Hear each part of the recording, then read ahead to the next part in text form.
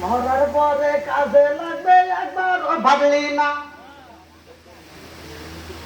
এই মোল্লা না তাকিলে তোর মার বিয়া হইতো না কথা বল না এই মোল্লা না তাকিলে তোর মার বিয়া হইতো না এই মোল্লা আরে সারা তোকে কবর দিব না এই মোল্লা আরে সারা তোকে দাফন দিব না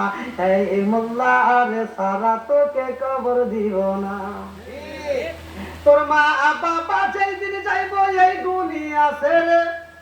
সেদিন ডিগে আসতে হবে আমাদের ধারে কথা বল লাগে এই বাপ মা যেদিন মরে যায় এক নাম্বার সিটার জানাজায় দাঁড়ায় সেটা কেরা জানেন ওই সন্তান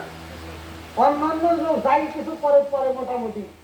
ওই সিটার বাপ মায়ের জানাজা যায় কিছুই করতে পারে না ও যায় ঈদের নামাজের মতো করে নামাজ পড়ে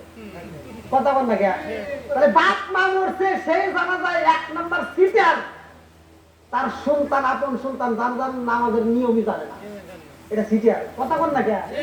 তাই ইসলামী শিক্ষা দেওয়ার দরকার আছে না নাই আর একটু জোরে করে আছে না নাই তোর মা বাবা যেদিন যাইবো এই দুনিয়া ছেড়ে সেদিন ঠিকই আসতে হবে মোল্লাদের ধারে ওরা ভিকাই বললে মোল্লা চেনে নইলে চেনে না ওরা বিপদে পড়লে মোল্লা চেনে নইলে চেনে না এই মোল্লা আবে সারা তোকে কবর দিব না এই মোল্লা আবে সারা তোকে দাফন দিব না জোরে জোরে কোন কথা ঠিক বন্ধুরা রে